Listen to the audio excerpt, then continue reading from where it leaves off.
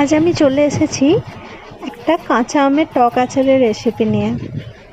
খোসা শুদ্ধ আমগুলোকে ছোট ছোট পিস করে কেটে নিয়েছি, আর তারপরে এগুলোকে নুন হলুদ মাখিয়ে আমি এগুলোকে ঘন্টা দুয়েক রোদের মধ্যে রেখে দিয়েছিলাম, যাতে এক্সট্রা জলটা আম থেকে বেরিয়ে যায়।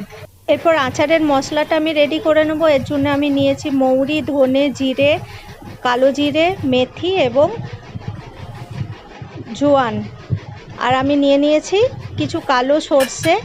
এরপর আমি এই মশলাগুলোকে সব একসাথে গুঁড়িয়ে নেব, আর এর মধ্যে আমি দিয়ে দিলাম বিট লবণ, গুঁড়ো লঙ্কা এবং হিং। এরপর এগুলোকে ভালো করে সব মিক্স করে নেওয়ার পর এর মধ্যে আমি কিছু কাঁচা লঙ্কা চিড়ে এর মধ্যে ফেলে দিলাম। আপনারা চাইলে এটা দিতেও পারেন বা স্কিপ করে যেতে পারেন। এর মধ্যে এরপরে সর্ষের তেল দিয়ে এটাকে রোদে দিয়ে